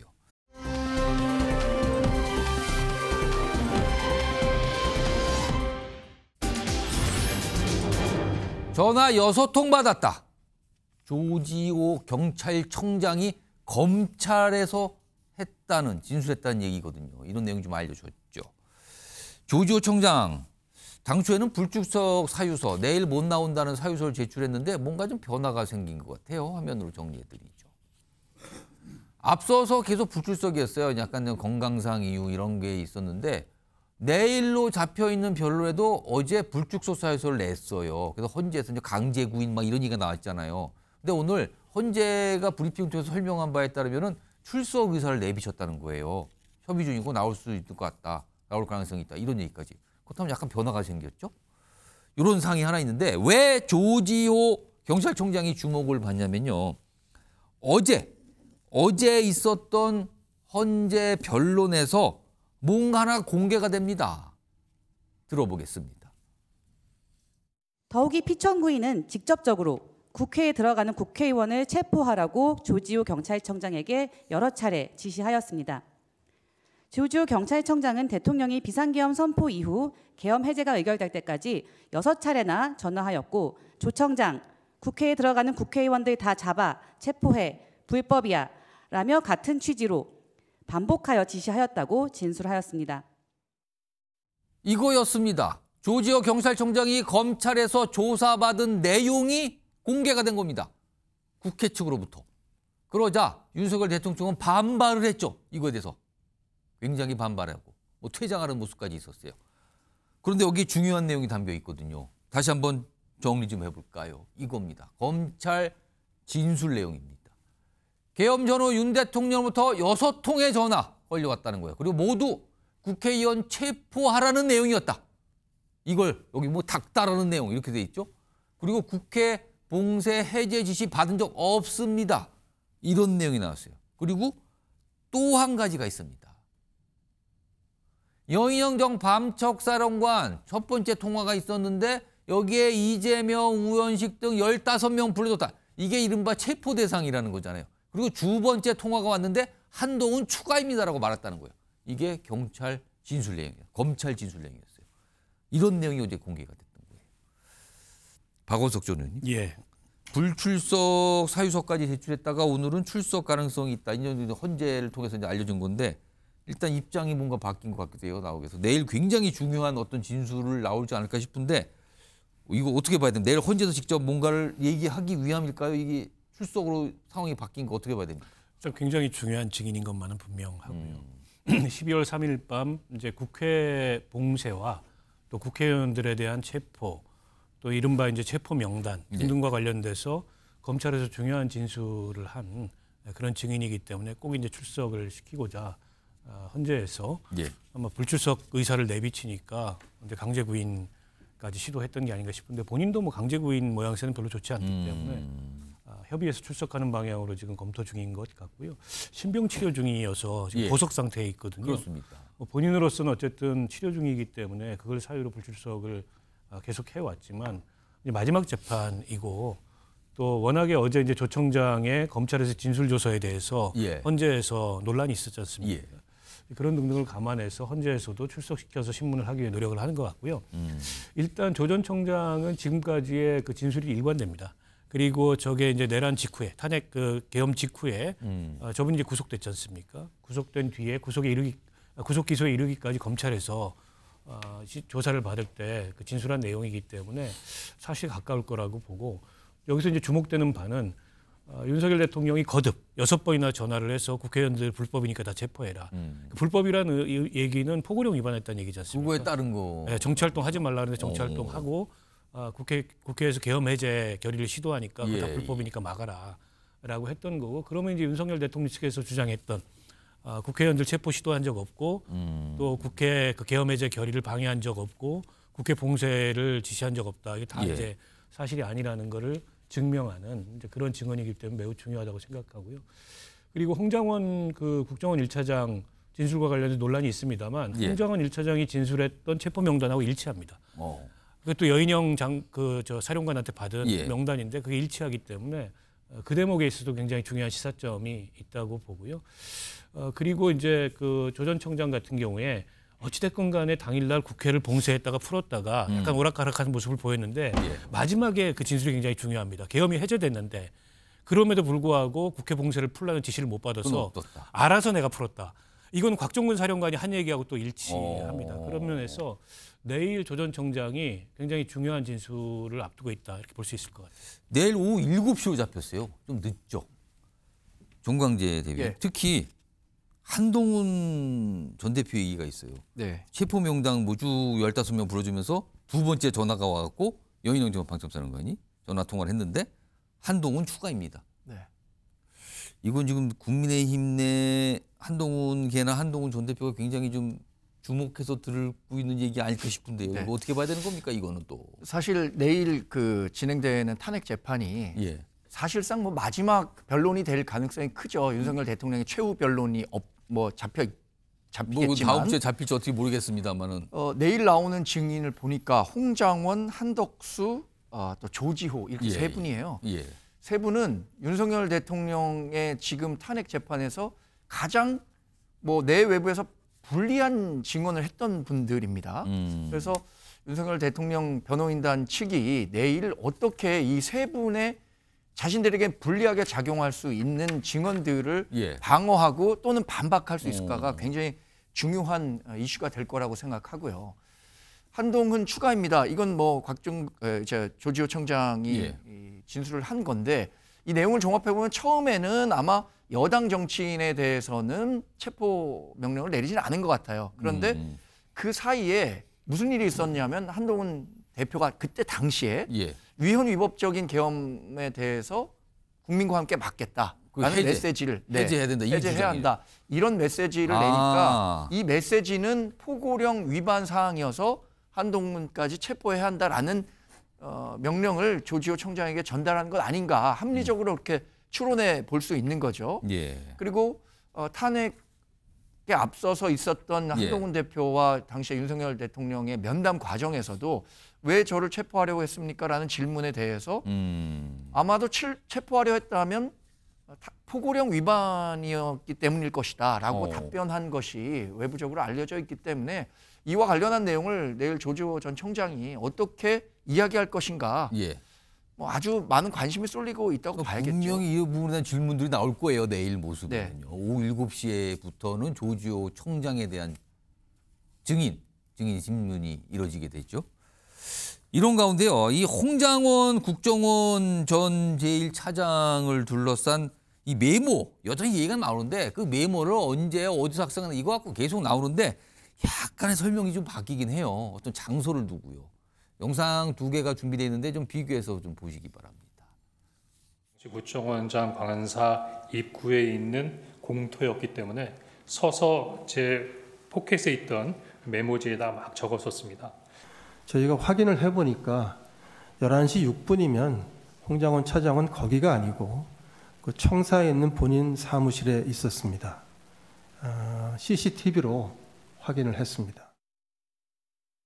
저도 명단을 적은 것을 관저 공터에서 서서 적었다고 했는데 22시 58분에 공관 공터의 상황과 23시 06분에 직무실에서 서서 받아 적었던 사항을 다소 혼동해서 진술했던 것도 사실인 것 같습니다. 태영 원장께서 지금 언론에다가 설명해 드린 부분은 11시 6분에 직무실에 있었다는 부분까지만 맞고 나머지 부분들은 특히 공관에서 이루어졌던 내용들은 시간과 장소가 다 불일치합니다. CCTV가 아니더라도 당시 여러 수행원들이 있었기 때문에 다수의 목격자가 있습니다. 이번에 국정원장께서 CCTV 문제를 먼저 제기하셨고 또 헌재 요청 시에는 국정원이 CCTV를 공개하겠다고 하니까 보다 정확한 사실 규명을 위해서는 그 22시 58분에 공관 공터의 CCTV 장면을 반드시 포함해서 공개하여야 된다라고 생각합니다. 그러니까 이게 좀 장소의 부분인데 약간 진술이 처음에하고 좀 달라졌죠. 지금 그래서 윤석열 대통령 측에서는 이런 부분에 대한 문제제기를 좀 강하고 하겠는 건데 이거 두 분께 제가 한 1분 정도씩만 의견 좀 들어보겠습니다. 정광재 대변인은 장소 설명이 좀 달라지긴 했네요, 지금. 네, 뭐 진술이 일부 차이가 있을 수는 있다고 생각합니다. 왜냐하면 사람의 기억이라는 것이 시간이 지나면서 조금씩 퇴색하고 또 본인에게 유리하게 각색되는 경우가 많거든요. 그래서 이 진술의 일관성과 본질적인 면에 집중해야 할 필요가 있다고 생각하는데 다만 조금 아쉬운 부분은 홍장원 전 차장이 얘기했었던 것 가운데 굉장히 중요한 내용이기 때문에 그렇습니다. 자신의 통화 목록이나 아니면은 뭐 메모를 했었던가 공간이라든가 이런 부분에 대해서는 처음부터 조금 더 정확하게 제시를 했었어야. 그러니까 먼저 이렇게 앞서서 얘기하기 전에 좀 정리 좀 하고 기억을 떠올리고. 전 그래서 내일은 분명히 우리도 다 통화 목록 시간별로 나와 있잖아요. 그리고 헌법재판소에서도 정말 필요하다면 국정원의 CCTV를 활용해서라도 정확하게 어떤 장소에서 진술이 이루어졌었는지 이런 부분들에 대해서는 한번 추가 검증해 볼 필요는 있다고 생각합니다. 박원석 전 의원, 내일도 아마 홍장원 전 차장이 증인으로 출석하면 윤석열 대통령 쪽에서 저 부분 굉장히 압박을 할 것 같거든요. 질문을 하고. 근데 저는 좀 비본질적인 논란인 것 같은데요. 어쨌든 중요한 건 그날 윤석열 대통령과 홍장원 차장 사이에 2차례 통화가 있었느냐 없었느냐. 그 통화에서 윤석열 대통령이 홍장원 차장에게 싹 다 잡아들여라. 방첩사 지원해라. 라는 얘기를 했느냐 안 했느냐. 윤 대통령은 뭐 격려차 전화했다는데 그거는 약간 개연성이 떨어지고요. 그리고 여인영 밤척사령관으로부터 명단을 들었다는 건데 예. 그 명단을 불러준 게 사실이냐. 또 그 명단이 다른 어쨌든 이 내란 주요 임무 종사자들이 들은 것과 일치하느냐. 예. 그 정황상 다 일치하거든요. 때문에 그 명단을 메모한 곳이 뭐 공터인지 사무실인지 이건 다 비본질적인 아니 그때 이제 시분초를 재면서 내가 여기서 뭐 했고 여기서 뭐 했고 이렇게 기억을 복귀하는 게 아니잖아요. 그러니까 오히려 홍장원 차장의 진술의 신빙성을 떨어뜨리기 위해서 지나치게 지엽적인 걸 가지고 시비를 걸고 있다. 저는 조태영 원장이 굉장히 놀라운데요. 본인이 김건희 여사하고 주고받은 메모 내용은 문자 내용은 기억 못하면서 남 동선은 왜 저렇게 잘 기억합니까? 이해가 안 됩니다. 알겠습니다.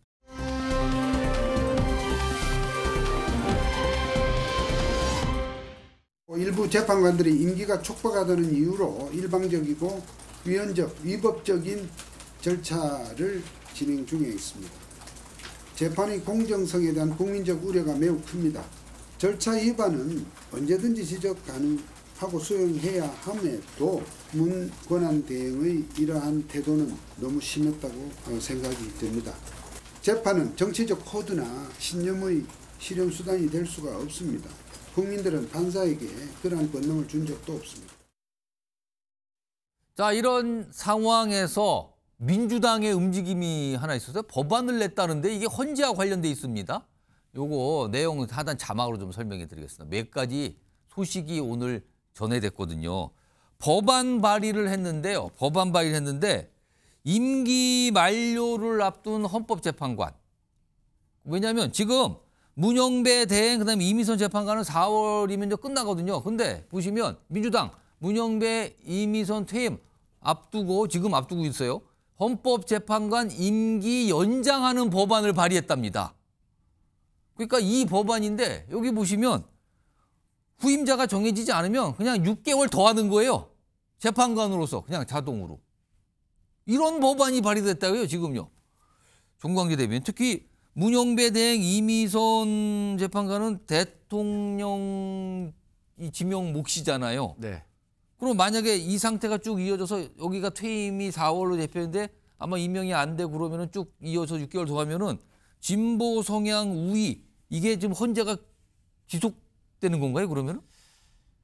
지금의 행태를 보면 헌법재판소를 진보 진영의 로펌으로 만들려고 하는 거 아닌가라는 생각이 들 정도로 일방적인 주장을 담은 법안을 국회에서 통과시키겠다는 겁니다. 그리고 이 위인설법, 과거에는 위인설관이라는 말이 유명했는데 요새는 민주당이 워낙 그 법을 본인들에게 유리하게 속속 만들다 보니까 이 위인설법이라는 말까지 생겼잖아요. 이게 누구를 위한 법을 만들겠다는 겁니까? 결국엔 이재명 대표를 대통령 만들기 위한 법안을 만들겠다는 거 아니겠어요? 그나마 지금 민주당이 법안을 만든다고 하더라도 정부 여당 또 아직 대통령 권한 대행을 최상목 대행이 하고 있기 때문에 이건 뭐 제2요구권 행사가 불가피하죠. 이걸 막을 수는 있을 겁니다. 그런데 이런 관련한 법안들이 앞으로 국회 권력을 독점한 민주당이 행정부까지 장악하게 됐을 때 어떤 상황이 벌어질 것인가, 대한민국이 어떤 방식으로 운영될 수 있는가에 대한 경계심을 보여줄 수 있는 가장 단적인 예라고 생각합니다. 이건 그야말로 민주당을 위한 법안이죠. 박원석 소장님, 지금 이제 탄핵 소추돼서 이제 헌재가 판단된 인물이 굉장히 많은 상태예요, 지금요. 이런 상황에서 만약에 지금 임명이 안 되면 자동으로 연장한다, 임기를. 이런 법안이 발의가 된 거거든요. 이거 어떻게 봐야 됩니까? 그러니까 우선 문영배 이미선 두 재판관의 임기가 4월 18일 날 끝납니다. 때문에 아마 그 시점은 윤석열 대통령 이제 탄핵 심판이 끝난 시점일 거기 때문에 윤 대통령 탄핵 심판에 대비해서 뭔가 안전장치를 만들기 위한 그런 법안 발의는 아닌 것 같고 취지는 헌법재판소의 역할이 여러모로 이제 그 중요해지다 보니까 재판관 공백 사태가 없도록 후임자가 임명이 안 되면 기존 재판관들이 6개월에 한해서 임기를 연장하도록 하자 이런 취지인데 전례가 없는 법안이기 때문에 아마 국회에서 저 법안이 채택될 가능성은 저는 없다고 보고요. 그러니까 이제 민주당이 굳이 이제 저런 법안을 일부 의원들이 발의함으로 인해서 여러 가지 이제 정치적인 오해나 논란을 빚는 것은 바람직하지 않다고 생각하고 가뜩이나 지금 헌법재판소의 공정성을 둘러싼 여러 가지 시비와 또 헌법재판소 흔들기가 특히 윤 대통령 지지자들이나 국민의힘에 의해서 기승을 부리는데 이제 그런 논란을 더 가중시키는 그런 법안 같은 걸 그냥 불필요하다고 생각합니다. 저게 저는 뭐 국회에서 통과될 일은 만무하다고 보고 민주당 내에서 동의를 받기도 어려울 거라고 봅니다. 알겠습니다. 약간 좀 논란처럼 비춰졌습니다.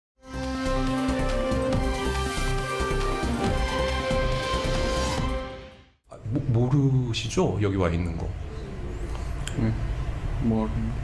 여기 숙달 전부터 일찍 집하고 준비를 못 가져서 촉이 나지도 않고 그러시니까 깎아진 음식을 못 먹던 라면을 먹고픈데 라면을 못 먹었는데 러시아식에서 포사가고 제대로 안 해줘서 우리가 무모한 희생을 많이 했어.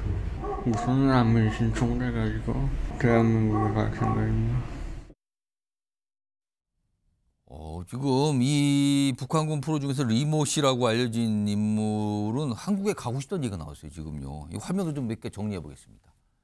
지금 약간 턱에 부상이 있어서 말이 좀 정확하지가 않은데 언론 인터뷰에서 이런 얘기를 한 거예요. 한국에 가고 싶다. 라면이 먹고 싶다. 이런 얘기까지. 그리고 군복무 10년 동안 부모님 한 번 못 봤다. 10년 복무 다 됐다 그러거든요. 거의 끝났다 그러는데 한 번도 못 봤대요. 병사 대부분이 외아들이다. 북한 군 상황을 또 이렇게 설명을 했답니다. 특히 한국에 가고 싶다는 얘기했는데 이거와 관련해서 이제 우크라이나 당국의 설명이 좀 나왔었어요. 그것도 좀 하나 좀 보죠. 그 내용 좀 확인해 보겠습니다. 당시에 이렇게 생각했어요. 그러니까 질문이 난민 신청 후 한국행 생각하고 있다고 얘기했거든요. 그럼 난민 신청 받아줍니까? 이런 질문을 했어요. 이 리모 씨가. 그러자 우크라이나 당국자가 포로 한국행 가능 여부는 한국 정부에 달렸다 그랬거든요. 그리고 오늘 우리 정부의 입장이 북한 포로의 요청 시 전원 수용이 원칙이다. 이런 입장도 우리 정부에서 오늘 좀 나오게 됐습니다. 자, 그럼 지금부터 전문가 연결해 자세한 내용 짚어보도록 하겠습니다. 문성문 한국국가전략연구원 통일전략센터장 연결돼 있습니다. 문성묵 센터장님 나와 계시죠? 네네, 안녕하세요.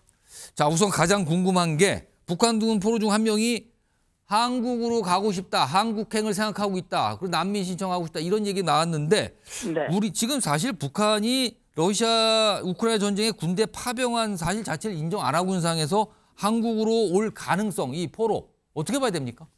예, 그건 한국 정부가 공식 입장을 밝혔죠. 포로가 한국행을 희망할 경우 전원 수용 원칙에 따라서 수용할 수 있도록 우크라이나 측과 협조하겠다라고 얘기를 했거든요.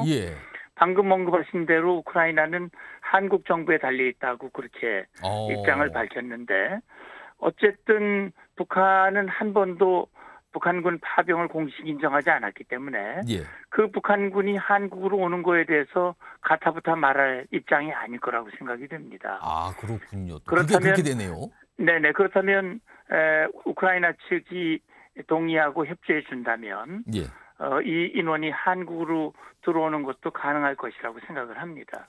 그리고요, 이 북한군 포로 중에 한 명이 군복무 10년간, 본인은 10년 그 군복무 기간이 다 끝났다 그러는데 거의 10년간 부모님 한 번 못 뵀다. 이렇게까지 북한군 내부에서는 뭐 통제나 이렇게 되고 있는, 진행되고 있는 상황입니까? 예, 그러니까 뭐 북한군 대부분이 복무가 10년 정도 되거든요. 근데 10년 기간 동안 집에 방문을 한 번도 못한 경우가 거의 대부분으로 알고 있어요. 뭐 여러 가지 이유가 있겠습니다만 특히 북한 내부의 교통 사정이 너무 안 좋잖아요. 예. 그러니까 집에 가기도 힘들고 가려면 또 비용도 들어야 되는 건데 예.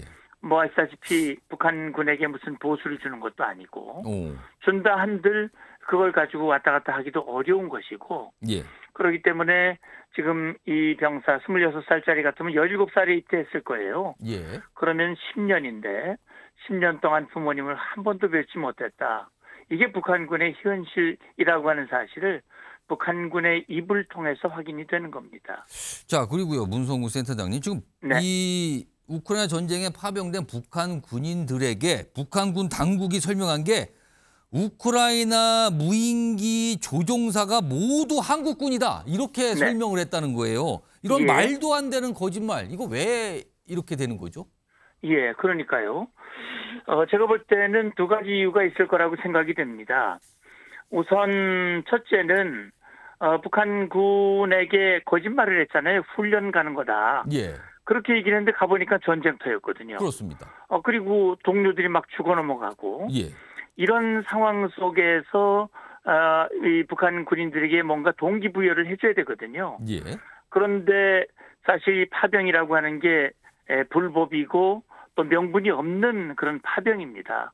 그러다 보니까 그동안 북한군에게는 대한민국을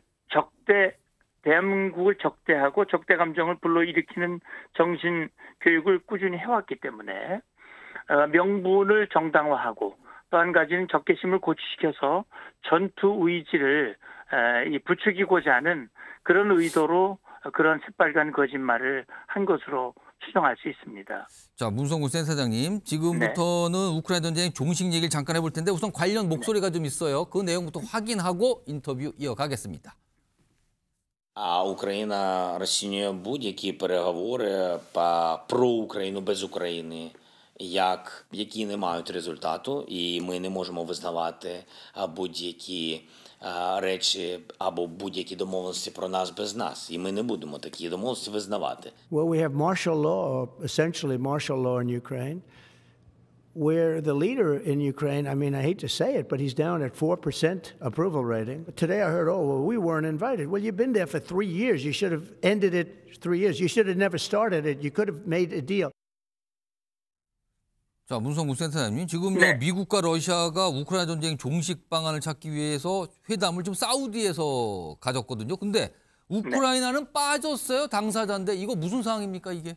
예, 그러니까 말이죠. 아마 제가 생각할 때는 트럼프 입장에서는 캠페인 과정에서 24시간 안에 끝내겠다. 또 취임하루는 최소한 6개월 이내에 끝내겠다. 최근에는 부활절 전에 끝내겠다라고 얘기를 하고 있거든요. 예. 그러려면 이 푸틴의 협조가 절실합니다. 그러니까 지금 우크라이나까지 참여를 한다면 복잡해지고 길어질 수 있기 때문에 일단 푸틴을 만나서 협상 개시를 하고 또 러시아의 입장을 확인한 후에 이제 공식적인 종전과 관련된 또는 휴전과 관련된 협상이 이루어진다면 아마 그때는 젤렌스키도 참여할 수 있는 그런 기회를 줄는지는 모르겠는데요. 일단 기본적으로는 푸틴이 젤렌스키의 참여를 원하지 않거든요. 그러니까 젤렌스키는 대통령 자격이 없다. 대통령을 계엄의 이유로 연기했기 때문에 협상의 대상이 될 수 없다는 그런 이유로 배제를 하고 있는데 당사자, 피해자인 우크라이나가 빠지는 휴전 또는 종전은 그건 있을 수가 없다고 생각을 합니다. 알겠습니다. 자, 오늘 말씀 여기까지 듣도록 하죠. 지금까지 문성구 한국국가전략연구원 통일전략센터장이었습니다. 고맙습니다. 네, 고맙습니다. 시간이 한 1분 정도 여유 있는데 박원석 전 의원님께 잠깐 여쭐까요? 네. 트럼프 대통령은 우크라이나가 애초에 전쟁을 시작하지 말았어야 했다. 우크라이나 탓으로 돌리는 겁니까 지금? 글쎄요. 그거는 너무 얘기를 되돌리는 데다가 사실은 전쟁을 시작한 건 러시아인데 러시아의 책임은 얘기하지 않고 우크라이나 책임만 거론한다는 거는 제가 보기 공정하지 못하고 그리고 어쨌든 주권 국가지 않습니까? 요즘 트럼프 대통령이 너무 다른 나라의 주권을 그렇게 쉽게 무시하는 발언들을 많이 하는데 아무리 젤렌스키 대통령이 임기가 끝난 이후에도 지금 대통령 자리에서 내려오지 않고 전쟁을 핑계로 독재적인 모습을 보이고 있다 하더라도 주권 국가의 종전을 얘기하는데 그 당사자를 빼놓고 얘기한다는 것은 좀 납득이 안 되는 모습인 것 같아요. 좀 트럼프 대통령의 최근에 이 대외 이 전략이 대외 정책이나 대외 전략이 좀 지나치다 이런 생각을 금할 수가 없습니다. 알겠습니다.